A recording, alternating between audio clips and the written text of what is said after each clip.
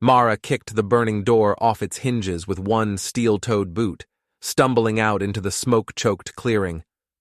Her homespun skirt was smoldering, a hunting rifle clutched tight in one hand, her dead husband's simple gold ring held even tighter in the other. Behind her, the barn, their life's work, collapsed in on itself with a deafening roar of fire and ash, a funeral pyre for a life she thought she wanted.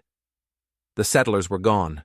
The cowards who'd come with torches and twisted lies, their tracks were still fresh in the scorched dirt. Their laughter, cruel and sharp, echoed like ghosts through the skeletal remains of the pine trees. Witch, they'd called her. Outlaw, they'd whispered.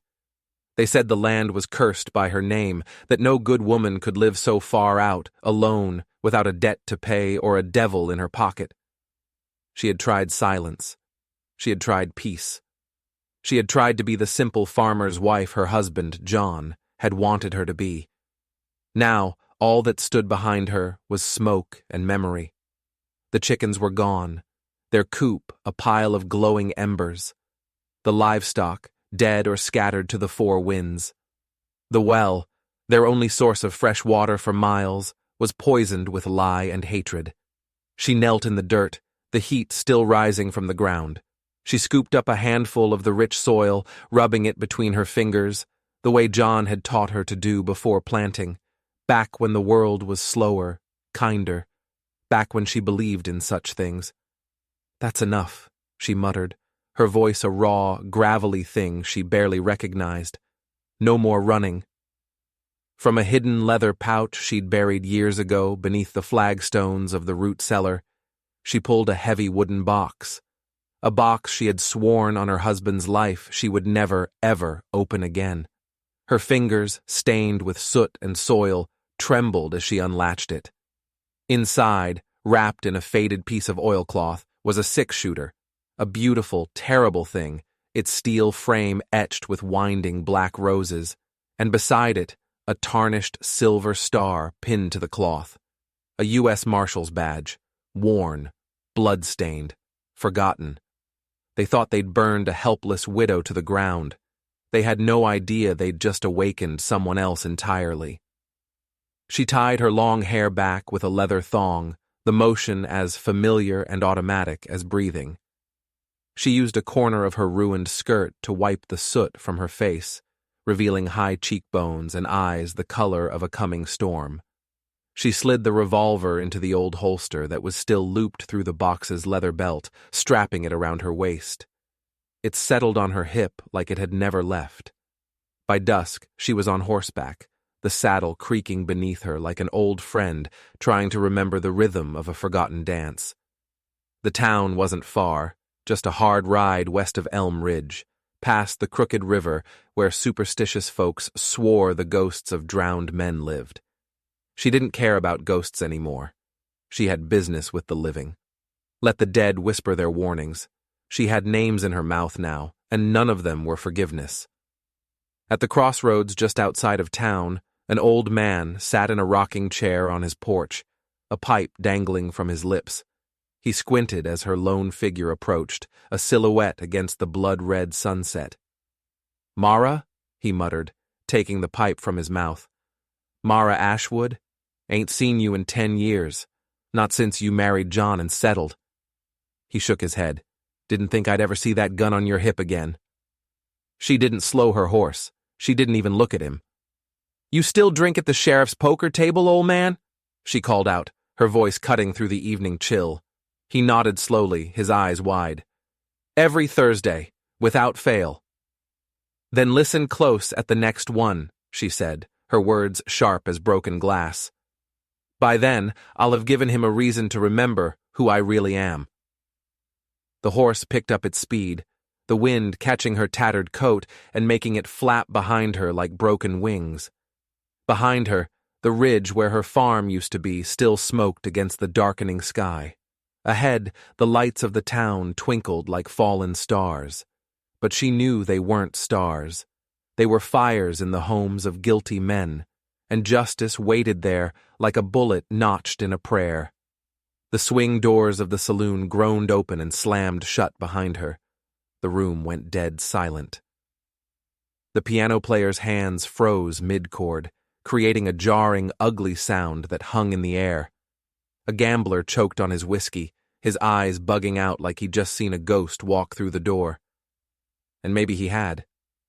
Sheriff Amos Dunn sat at his usual corner table, his silver badge dull with grime, his mouth twisted into a lazy, self-satisfied grin he hadn't earned. He was surrounded by sycophants, men who laughed too loud at his jokes and filled his glass too quickly. "Well, I'll be," he drawled, pushing his chair back with a loud scrape. The sound was obscene in the sudden quiet. "Mara Ashwood, did you crawl out of hell, or are you just passing through?" Her eyes, darker than a moonless midnight, locked onto his.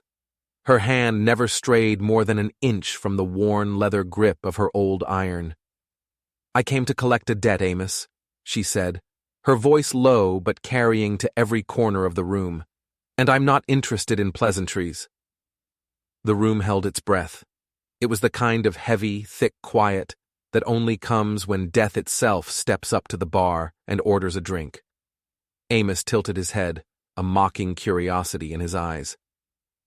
"Now why would a legend like you want to stir up trouble in our peaceful little patch of dirt?"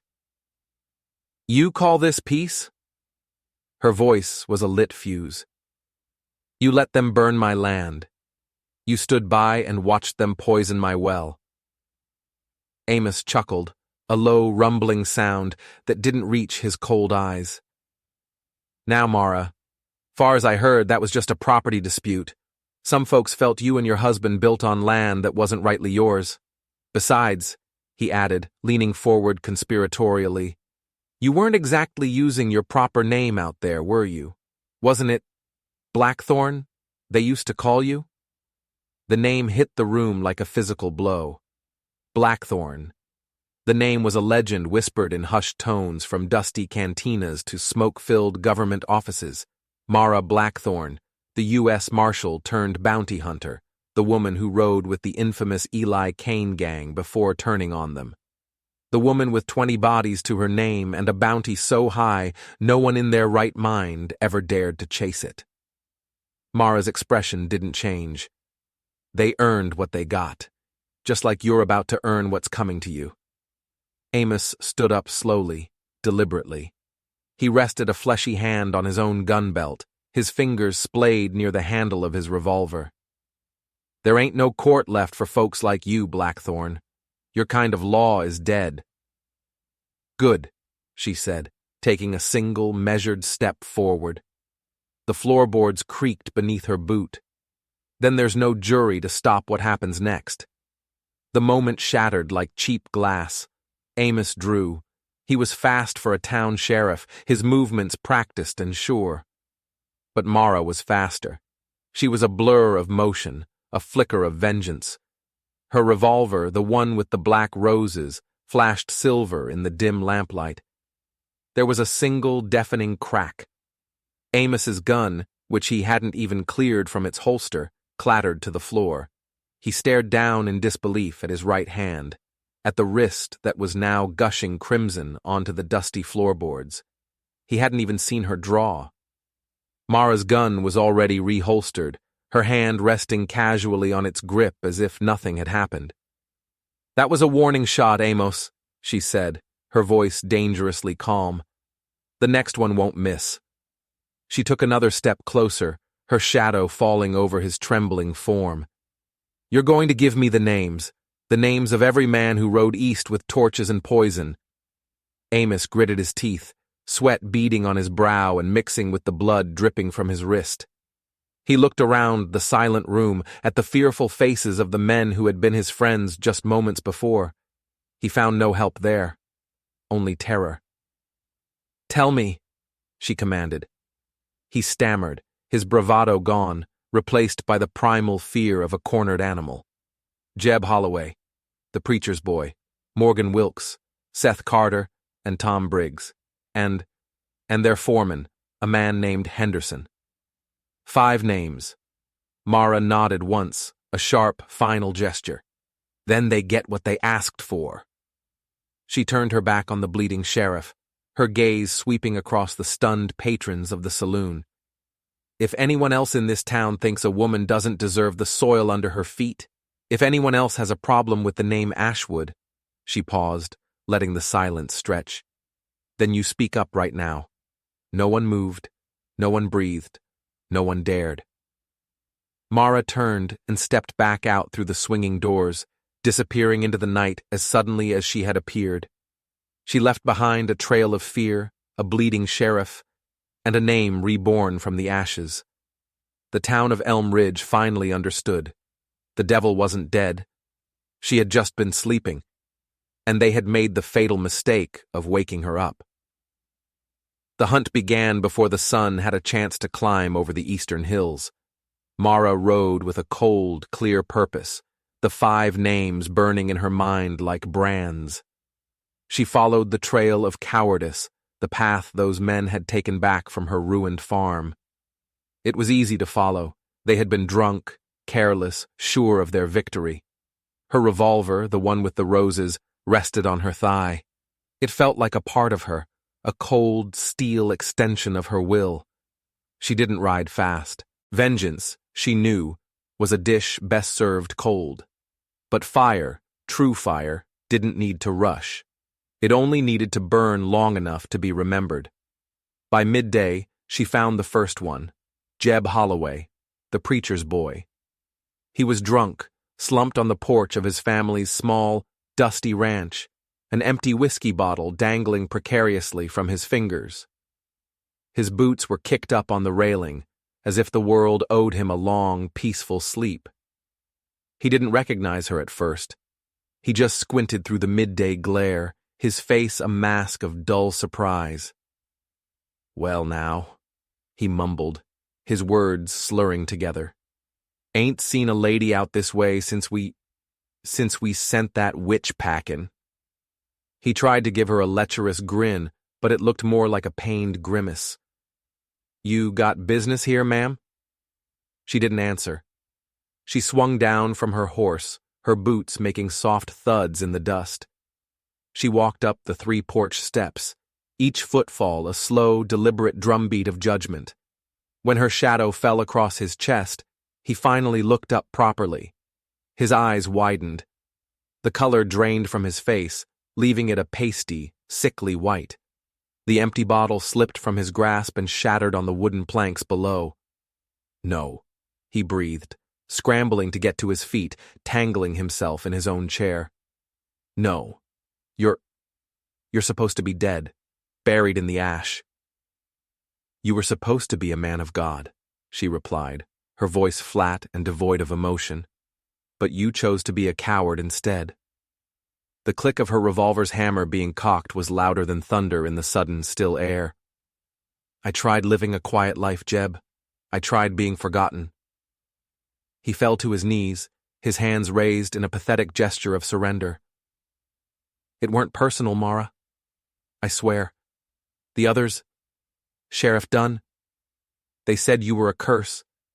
They said you'd put a hex on the well water, that you were the reason for the drought." "Water doesn't burn down barns, Jeb," she said coldly. "Men do. Men like you." He started to weep then, big, ugly, gulping sobs. Whether they were tears of fear or remorse, she couldn't tell, and she didn't care. She fired. The shot was deafening. It kicked up a cloud of dirt and splinters right beside his boot, so close it tore the leather. He screamed, a high-pitched, girlish sound. "You run," she commanded, her voice like steel. "You run west, and you tell the others. You tell Morgan Wilkes and Seth Carter and Tom Briggs and their foreman Henderson what's coming for them. You tell them that death is riding on a pale horse and her name is Blackthorn." He stared at her, his face a mess of tears and dirt. You're not going to shoot me?" he whispered, his voice trembling. "No," she said, her lip curling in a slight sneer. "Killing you would be a mercy. I want you to live with the fear. But I promise you this," she added, her eyes boring into his. "I will shoot the next one I find, and I won't miss." Jeb Holloway stumbled to his feet and ran. He ran without looking back, leaving his broken bottle and his shattered courage behind on the porch. Mara watched him go, until he was just a small, desperate speck on the horizon. One name crossed off her list, not with blood, but with something far more potent: fear. 4 remained, and now they would be waiting for her. The fear she had planted in Jeb Holloway spread faster than a prairie fire. By the time Mara reached the crossroads where a crooked, neglected church stood sentinel over a small, dusty graveyard, Morgan Wilkes was waiting for her. He wasn't hiding. He wasn't drunk. He sat on the church steps, a heavy rifle laid across his lap, his face grim and resolute. He watched her approach, his eyes filled with a strange mixture of dread and acceptance. "I figured you'd find us," he said, his voice hoarse. He didn't flinch as she dismounted and walked towards him, her boots crunching on the gravel path. "Then you know what comes next," she stated. It wasn't a question. He nodded slowly, his gaze drifting towards the setting sun, which was bleeding orange and purple across the sky. "I ain't gonna run, Mara. What we did? It was wrong. Jeb came through here screaming like a banshee, said you were coming for us all. He was right," she said, her hand resting on her revolver. "But I need you to know," he said, looking at her now, his eyes pleading. "It wasn't about you being a witch. That was just talk, to get the others riled up." Mara's eyes narrowed. "Then what was it about?" "Your husband," Morgan said, his voice dropping to a near whisper. "John. He wasn't the simple farmer you thought he was, Mara." A cold knot formed in Mara's stomach. "What are you talking about?" "He came to us a month ago. To me, Seth, Tom, and Briggs's foreman, Henderson. He knew things about us. Things from our past we didn't want getting out. He was blackmailing us." Morgan looked down at his hands. "He said he needed money, a lot of it. He said if we didn't pay, he'd tell Sheriff Dunn all our secrets." Mara felt the world tilt on its axis. John, her John, the quiet, gentle man who loved the land, who taught her how to plant seeds and mend fences. A blackmailer? It didn't make any sense. "You're lying," she hissed. "I wish I was," Morgan said with a sad shake of his head. "We paid him. We scraped together everything we had. But it wasn't enough. He wanted more. He said he had proof. Something he'd hidden on your farm. That's why we went there. We weren't trying to burn you out. We were trying to find what he had on us, to get our lives back. But the fire, it got out of control. We never meant for that to happen." Mara's mind was reeling. Her entire quest for vengeance, the righteous fire that had fueled her, suddenly felt wrong, misguided. It wasn't a simple story of ignorant men attacking a helpless widow. It was something far more twisted, more complicated. "What proof?" she demanded. "What did he have?" "I don't know," Morgan said honestly. "He just called it his insurance policy. Said it was something that belonged to an old friend of yours." He looked up at her, his eyes full of a terrible understanding. "He said it belonged to Eli Kane." The name struck her again, but this time it wasn't a weapon used against her. It was a key to a past she thought she had buried forever. Her husband, John, had somehow gotten his hands on something from her old life with the Kane gang, something valuable enough to blackmail men with, and dangerous enough to get her farm burned to the ground. She looked at Morgan Wilkes, sitting there on the steps of a forgotten church, a dead man waiting for his judgment. And in that moment, her righteous fury cooled, replaced by a chilling, terrifying clarity. This was never about a cursed well or a witch in the woods. This was about the long, bloody shadow of Eli Kane, a shadow she thought she had escaped, but which had now found her in the most intimate, painful way imaginable. Her husband hadn't been an innocent victim. He had been a player in a dangerous game, using her past as his trump card, and he had lost. "Stand up, Morgan," she said, her voice now dangerously soft. He looked at her, a flicker of hope in his eyes. Are you going to let me go? No, she said. You still burned my home. You still stood by while my life turned to ash. She raised her revolver, the setting sun glinting off the black steel. But I'm not killing you for being a coward. I'm killing you for bringing Eli Kane back into my life. The shot echoed across the valley, scattering a flock of crows from the church steeple. She didn't bury him. She left him where he fell, a testament to the fact that some secrets refuse to stay buried. 3 names remained, but the list didn't matter anymore. There was only one name that mattered now: Sheriff Amos Dunn. She rode back to Elm Ridge under the cover of a starless, oppressive night. The town was buttoned up tight, doors locked, windows shuttered. The fear she had unleashed was a palpable thing, a thick blanket of silence that smothered the entire settlement. She didn't go to the saloon this time. She went straight to the source. She kicked open the door to the sheriff's office without knocking. Amos Dunn was there, pacing back and forth like a caged animal. His right hand was crudely bandaged, his face pale and slick with sweat. He jumped when the door flew open, his good hand instinctively flying to the backup pistol tucked into his belt. He froze when he saw it was her. You, he breathed, his voice a ragged whisper. Me, she confirmed, stepping inside and closing the door behind her. The small office suddenly felt claustrophobic, charged with a deadly energy. We need to talk, Amos, and this time you're going to tell me the truth. I already gave you the names, he protested, backing away until his back was against the wall. What more do you want? I want to know why you sicked them on my husband, she said, her voice dangerously low. Morgan Wilkes told me everything before he died. He said John was blackmailing them, and he said you knew about it. Amos's face went slack with shock. He stared at her, his mouth opening and closing, but no sound coming out.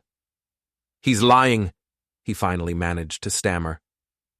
Wilkes was a desperate man. He would have said anything. Maybe, Mara said, taking a slow step closer. But there was something in his eyes, Amos. Something that felt like the truth. He said John had something that belonged to Eli Kane. Something he was using to squeeze you all. Now why would a simple town sheriff like you be mixed up in the affairs of the most notorious outlaw this territory has ever seen? She was close enough now to see the terror in his eyes, the frantic, cornered look of a man whose carefully constructed world was crumbling around him. I don't know what you're talking about, he insisted, his voice cracking. Don't you? She pressed, her gaze unwavering. Isn't it funny how all these threads lead back to my old life? Back to the gang? It's almost as if someone in this town had a history they wanted to keep buried. Someone who, perhaps, used to ride with Kane himself. The blood drained from Amos Dunn's face. He looked like he'd been struck by lightning. You were one of them, weren't you, Amos? She whispered, the pieces clicking into place with horrifying speed. You were part of Kane's crew. You got out same as me. You changed your name, bought a badge, and tried to play the part of a respectable lawman. But you never really escaped, did you? He slid down the wall, his legs giving out from under him, and collapsed into his chair. He buried his face in his one good hand, his shoulders shaking. Yes, he admitted, his voice muffled and thick with despair. My name was Abe. I was the lookout. I rode with Kane for 2 years before I saw the writing on the wall. I ran. I came here, to this forgotten little town, and started over. No one knew. No one ever suspected. Until my husband found out. Mara finished for him, the bitter truth tasting like ash in her mouth. How? That damn journal, Amos choked out. Eli Kane's journal. He was meticulous. He wrote everything down. Every robbery, every bribe, every man who ever rode with him. It was his ledger. When you turned on the gang, when the law came crashing down, the journal disappeared. I thought it was lost forever. But somehow, Somehow, your husband found it. Her husband, John, the man she had loved, the man she had mourned. He had found the one thing in the world that could destroy not only the legacy of Eli Kane, but the lives of every man who had ever been associated with him, including Amos, and including her. He came to me a few months ago, Amos continued, his voice hollow. He showed me a page, my page. He said he'd expose me, ruin me, unless I paid him. But I didn't have the kind of money he was asking for, so I told him about the others. Wilkes, Carter, Briggs, Henderson. They were all part of the same old crew, all hiding out under new names just like me. I figured if we all pitched in, we could buy his silence. Mara felt a wave of nausea. Her entire world had been a lie, her quiet life, her peaceful farm. It was all built on a foundation of blackmail and betrayal, orchestrated by the man sleeping in her bed. But he kept pushing, Amos said, looking up at her with haunted eyes. He wanted more. He was addicted to the power, so I told the boys to go out there, to scare him, to find that journal and destroy it. I never wanted anyone to get hurt. I swear to you, Mara, I just wanted it to be over. The whole ugly, twisted picture was finally clear. Her husband wasn't the victim. He was the villain. Amos wasn't a corrupt sheriff. He was a desperate man trying to protect his new life. And the men who burned her farm weren't superstitious fools. They were ghosts from her own past, stirred up by the man she had trusted most. Her quest for vengeance was a sham, a lie built on a lie. She looked at the pathetic, broken man cowering in the chair before her. She could kill him. It would be easy. One more body on a long list, one more ghost to haunt her. But what would it solve? Her fight wasn't with him anymore. It wasn't with any of them. Her fight was with the past itself, with the shadow of Eli Kane and the cursed journal that refused to stay buried. She turned without a word and walked out of the office, leaving Amos Dunn to drown in the ruins of his own life. She had a new mission now. It wasn't about vengeance. It was about erasure. She had to find that journal, and she had to destroy it, and every last ghost attached to it, once and for all. The names on her list, Seth Carter, Tom Briggs, the foreman Henderson, they were nothing now. They were loose threads in a tapestry of deceit she was determined to unravel. Her ride was no longer fueled by rage, but by a cold, surgical necessity. She had to clean up the mess her husband had made, a mess that was, in a way, her own. She found them holed up together at the Briggs Cattle Ranch, a sprawling property on the edge of the Badlands. They had circled the wagons, literally. Rifles poked out from behind crates and water barrels. They were terrified, expecting a massacre. She rode into their camp with her hands held high and away from her gun, a gesture that clearly confused them. Tom Briggs, a hard-faced man with eyes that had seen too much, stepped forward, his rifle aimed squarely at her chest. "We heard about Wilkes," he said, his voice tight. "If you've come here to kill us, get on with it." Seth Carter, younger and visibly shaking, stood beside him. The foreman, Henderson, a burly man with a thick beard, watched from the shadows. "I'm not here to kill you," Mara said, her voice carrying on the dry wind. "I'm here to finish this." She swung down from her horse. "I spoke with Amos Dunn. I know everything. I know about the journal. I know about my husband." The men exchanged uneasy glances. The tension in the air was so thick you could cut it with a knife. "He made us do it," Seth Carter blurted out. "Your husband, he was ruining our lives. We just wanted it to stop." "I know," Mara said. And for the first time, she truly did. She pulled the crumpled list from her coat pocket, the list of names Amos had given her. It felt like a lifetime ago. She held it up for them to see, then deliberately, she lit a match and set the paper on fire. They watched in stunned silence as the names, their names, curled into black ash and were carried away by the wind. "This was never about you," she told them, her voice hard but not unkind. It was about a ghost named Eli Kane. My husband tried to use that ghost to his advantage, and it got him killed. It got your friend killed, and it got my home destroyed. She looked each of them in the eye. I don't want your lives. I want my own. And I can't have it as long as that journal exists, as long as any of you are here to be tied to it. Her meaning was clear. You have one night, she said. Pack your things, ride in any direction you choose. Disappear. Find new names, new lives, and never ever speak of this again. I'm not giving you mercy. I'm giving you a chance to bury the past so that I can bury mine. Tom Briggs lowered his rifle. He looked at this woman, this legend, who held their lives in her hands. He had expected a storm of bullets, a whirlwind of bloody revenge. He had not expected this cold, calculated absolution. What about the journal? He asked. It's still out there, on your land. I'll take care of the journal, she said, her expression unreadable. She turned and mounted her horse, not looking back. She was no longer a dispenser of justice. She was a cleaner, sweeping up the last remnants of a life she was desperate to leave behind. As she rode away, she heard them starting to move, the sounds of men hastily packing, preparing to scatter to the winds. The ledger was cleared, but the final entry, the most dangerous one, was still waiting for her, buried somewhere in the ashes of her own home. She returned to the blackened scar on the land that had once been her farm. The smell of smoke and poison still clung to the air.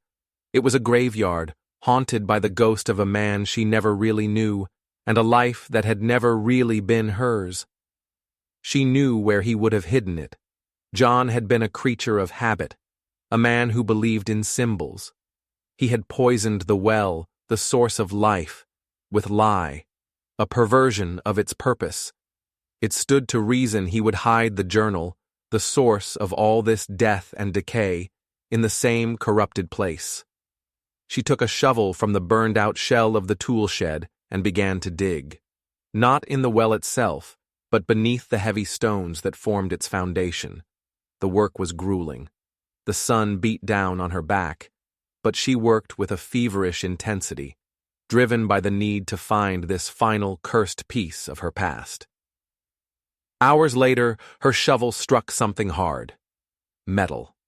Her heart hammered against her ribs. She dug with her bare hands, pulling away the dirt and rocks until she uncovered a small iron lockbox, rusted and heavy.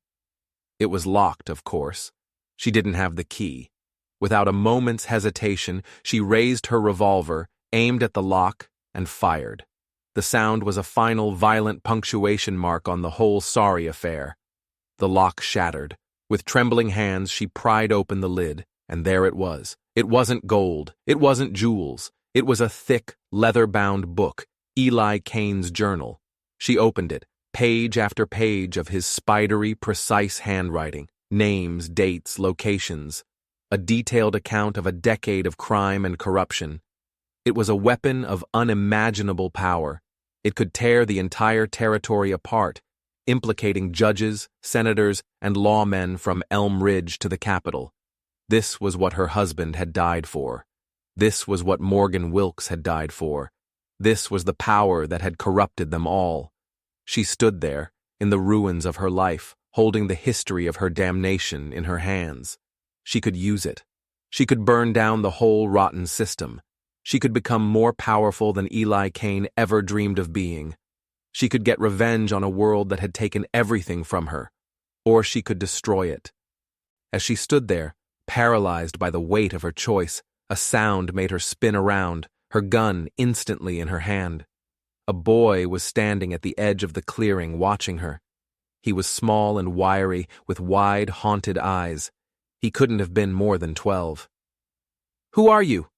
Mara demanded, her voice sharp. "My name is Ben," the boy said, his voice quiet but steady. "Ben Wilkes." Mara's blood ran cold, Morgan Wilkes's son. "What do you want?" she asked, lowering her gun slightly. "I followed you," he said. "I saw what you did at the Briggs Ranch. You let them go, but But you killed my pa. It wasn't an accusation.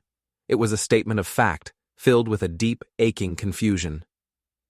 Your father made his choices, Ben, she said softly. I know, the boy replied, surprising her. I heard them talking. I know what he did, what they all did, but I don't understand.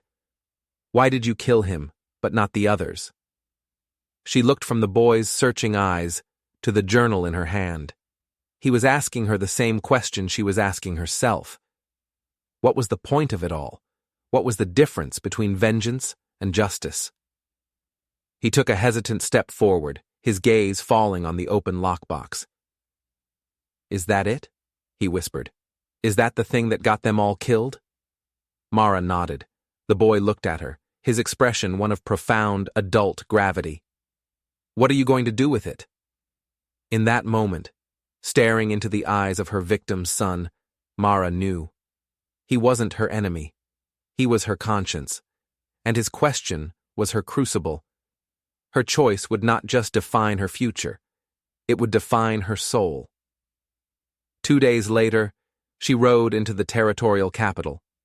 It was a city of brick buildings and paved streets, a world away from the dust and desperation of Elm Ridge. Ben rode beside her on a pony he'd borrowed from his uncle's farm. He hadn't said much on the journey, but his presence was a constant, silent reminder of the choice she had made. She wasn't there to start a war. She wasn't carrying a rifle. Her revolver was holstered at her hip, but it was a reminder, not a threat. In her saddlebag, wrapped in oilcloth, was Eli Kane's journal. She walked straight past the armed guards, their polished boots and shiny badges meaning nothing to her. She walked into the main courthouse, her and Ben's dusty clothes a stark contrast to the polished wood and brass of the building. She didn't stop until she stood before the heavy oak door of the chief territorial judge, a man named Sterling. She didn't knock. She just opened the door and walked in. Judge Sterling was an imposing man with spectacles and a severe expression. He looked up from his papers, his face a mask of annoyance and surprise. What is the meaning of this? Who are you? My name is Mara Blackthorne, she said, her voice calm and even. The judge's eyes widened almost imperceptibly. He knew the name. Everyone knew the name. She walked to his massive desk and placed the leather-bound journal on his polished blotter. I believe this belongs to the territory, she said. He stared at the book, then back at her, his confusion warring with his suspicion. What is this? It's a history book, Mara said. It's the personal ledger of Eli Kane. It contains the name of every corrupt official, every bribed lawman, and every secret deal that has poisoned this land for the last 15 years. Your name, I believe, is on page 72. Judge Sterling went pale. He looked as if he might faint. I am not here to blackmail you, Judge, she continued, her voice soft. I am not here for revenge. I am here to give you a choice. The same choice I had. She gestured to the journal. You can use that book to destroy your enemies, to consolidate your power, to become a king. Or, she paused, letting her words sink in. You can do the right thing. You can burn it.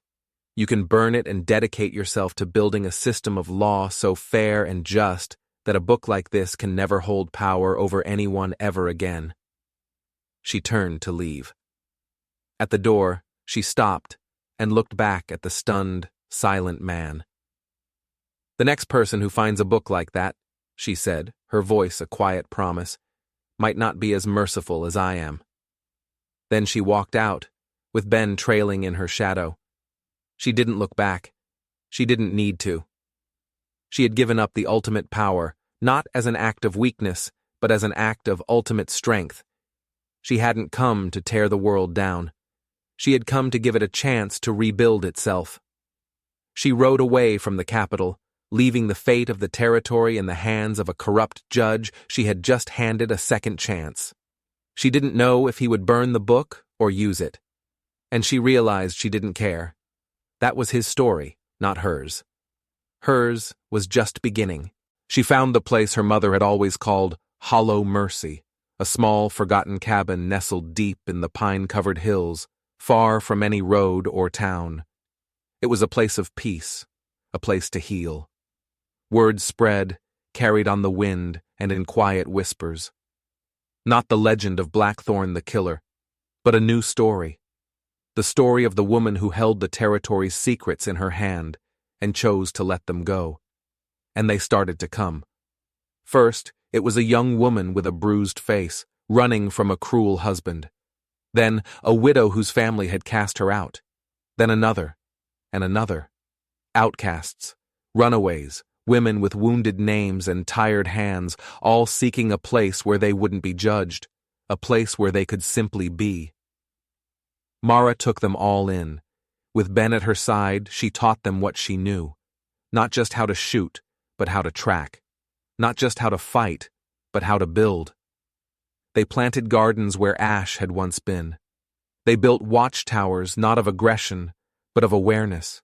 They didn't build a fortress. They built a community. They built a home. One evening, as the sun set over their thriving hollow, Ben sat beside her on the cabin porch. He was older now, not just in years, but in his eyes. "You could have killed them all," he said quietly, breaking the comfortable silence. "The judge, the sheriff, my pa, you could have taken everything." Mara looked out at the faces of the women, laughing and working together in the fading light. She looked at the gardens, the strong cabins, the smoke curling from the chimneys. "Vengeance is a fire that burns the person holding it, Ben," she said softly. "I spent years walking in flames. I decided I'd rather build a hearth." The legend of Mara Blackthorn wasn't sealed in blood or bullets. It was written in the roots of the crops they grew, carved in the stones of the homes they built, and warmed by a fire that would never again be used to destroy. She was never the villain of the story. She was the match that had been struck, and in the end, she had used her flame not to burn the world down, but to light a way forward in the dark. If you enjoyed this story of a legend who found her strength not in revenge, but in renewal, don't forget to hit that subscribe button.